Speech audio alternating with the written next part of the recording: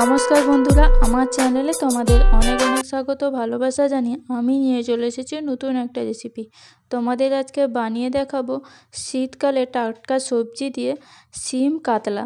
এটা কিভাবে তৈরি করব প্রথম থেকে শেষ অবধি ভিডিওটি তোমাদের দেখতে হবে আর অতি অবশ্যই আমার সঙ্গে থাকতে হবে।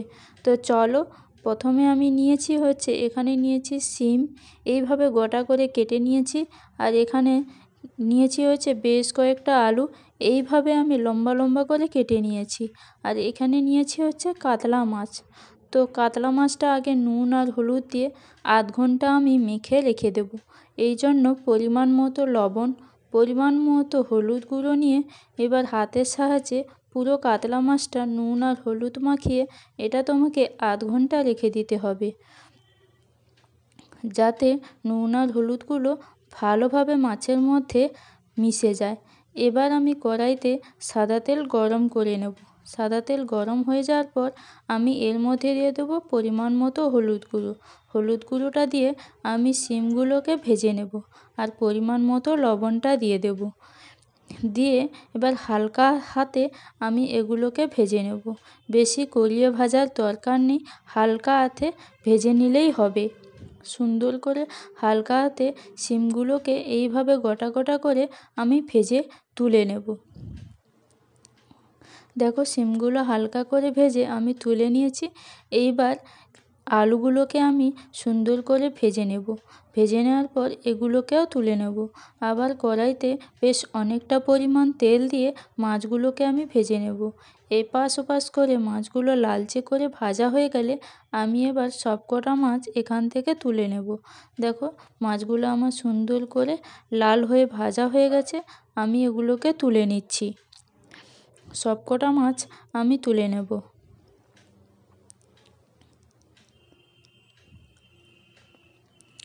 মাছগুলো তুলে নেওয়ার পর ওই মাছের তেলের মধ্যে আমি অনেকটা পরিমাণ তেল নিয়ে নেব।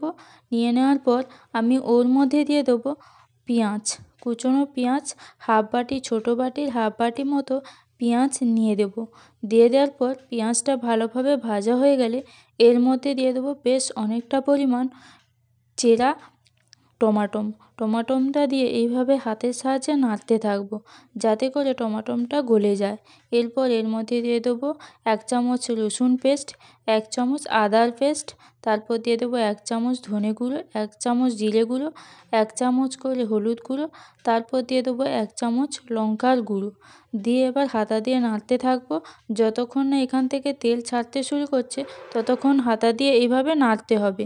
দেখো, সুন্দর করে হাতা দিয়ে নাড়ার পরে তেল সুন্দর ছেড়ে বেরিয়ে গেছে। এরপর আমি এখানে ভেজে রাখা আলুগুলো আমি দিয়ে দেবো।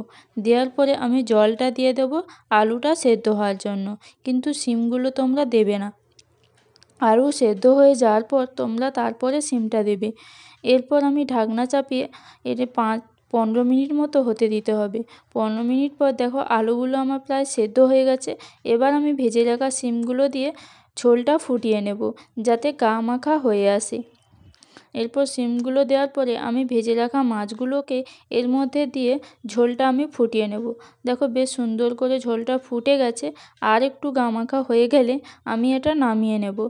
আগে থেকে শিমটা দিতে যাবে না, তাহলে বেশি পরিমাণ সেদ্ধ হয়ে গেলে শিমটা খেতে ভালো লাগবে না। তো দেখো, সম্পূর্ণটা হয়ে যাওয়ার পর আমি এবার ঢেলে নিয়েছি একটা পাত্রে। দেখতেও যেমন লাগছে, আশা করি খেতেও খুব ভালো লাগবে।